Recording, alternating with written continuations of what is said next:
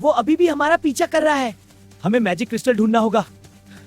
वो अभी भी हमारा पीछा कर रहा है। हमें मैजिक क्रिस्टल ढूंढना होगा।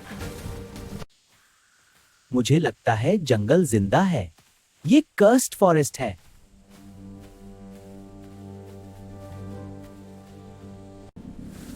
वो फिर आ गया। वो फिर आ गया। चुप जा।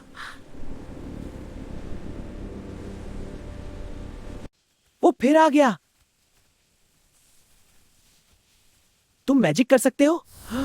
मैंने ये पावर सबसे छुपाई थी। चुप जाओ। ये मैजिक क्रिस्टल है? हाँ, यही हमें बचाएगा। हाँ, चुप जाओ।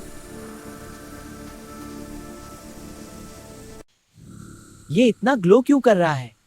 क्योंकि डेंजर करीब है।